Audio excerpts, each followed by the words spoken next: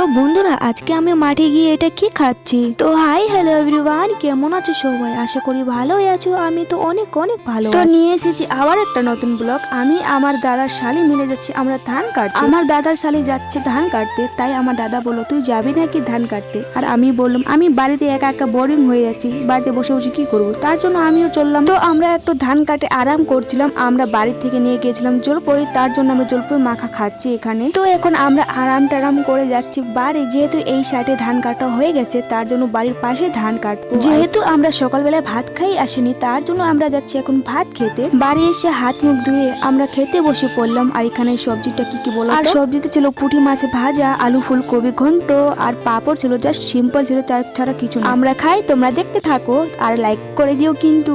আর ওইদিকে আমার দাদা শালি খাচ্ছে আর আমি এইদিকে খাচ্ছি। তারপর কি খাওয়া দাওয়া করছিলাম আবার ধান কাটতে। আর হ্যাঁ বন্ধুরা, তোমরা হয়তো ভাবছো আমি কিছু কাজ করতে পারি না, টুকটাক করি বাড়ির কাজ। আর এমনটা না যে আমি সব কিছু কাজ করতে পারি, আর এমনটাও না যে আমি একটুকুও পারি। যেটুকুই পারি সেইটুকুই আমি বলি। এইদিকে আমার ভাজটা শুধু আমাদেরকে ডিস্টার্ব করছে আর বলছে আমিও পারবো ধান কাটতে। তো বন্ধুরা আমাদের এখন ধান কাটা হয়ে গেছে, তো এখন আমরা যাচ্ছি বাড়ি। তো আজকের ব্লগটা তোমাদের কেমন লাগলো? যদি ভালো লাগে লাইক কমেন্ট শেয়ার করে দিও কিন্তু। হ্যাঁ, আজকের জন্য এইটুকুই, দেখা হবে নতুন ব্লগে।